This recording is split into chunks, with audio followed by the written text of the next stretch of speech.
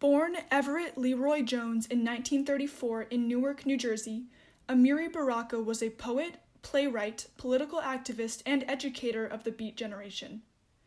Baraka was known for his social criticism, examination of the Black American experience, and his involvement in the Black arts movement of the 60s and 70s.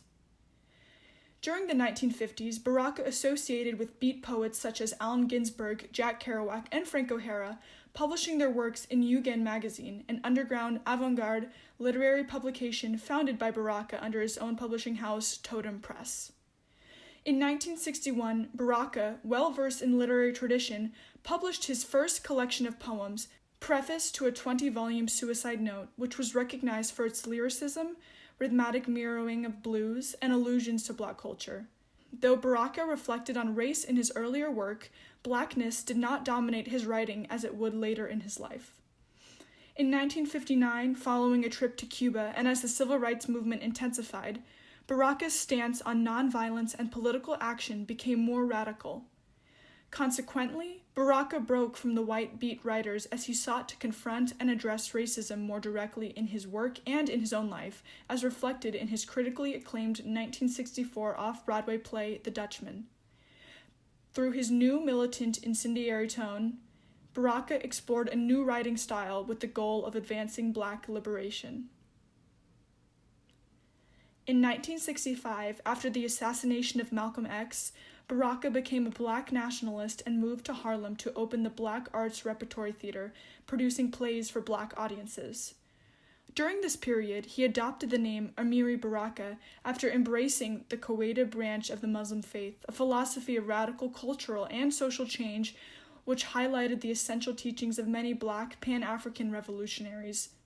However, in 1974, Baraka denounced Black nationalism as a destructive form of racism and abandoned it for Marxist-Leninist Third World socialism, producing work such as Daggers and Javelins in response. Despite Baraka's legacy of radicalism, some of his writing was criticized for its anti-Semitic language, including for Tom Postel, Dead Black Poet, and Somebody Blew Up America, a poem he wrote following the 9/11 attacks. Somebody blew up America.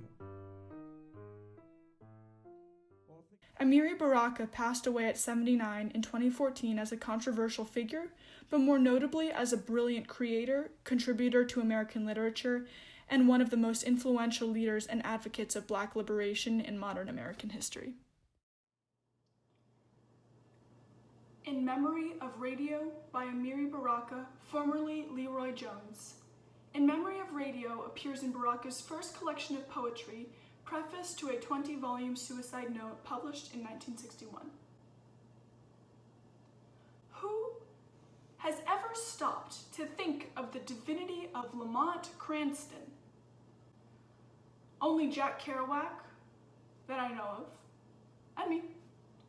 The rest of you probably had on WCBS and Kate Smith or something equally unattractive. What can I say? It is better to have loved and lost than to put linoleum in your living rooms. Am I a sage or something? Mandrake's hypnotic gesture of the week. Remember, I do not have the healing powers of Oral Roberts. I cannot, like F.J. Sheen, tell you how to get saved and rich. I cannot even order you to the gas chamber Satori like Hitler or Goody Knight. And love is an evil word. Turn it backwards / see what I mean, an EVOL word, and besides, who understands it? I certainly wouldn't like to go out on that kind of limb. Saturday mornings, we listened to the Red Lantern and his undersea folk. At 11, let's pretend, and we did, and I, the poet, still do, thank God. What was it he used to say after the transformation when he was safe and invisible and the unbelievers couldn't throw stones? Ha ha ha, who knows what evil lurks in the hearts of men? The shadow knows. Oh, yes, he does. Oh, yes, he does. An evil word it is, this love.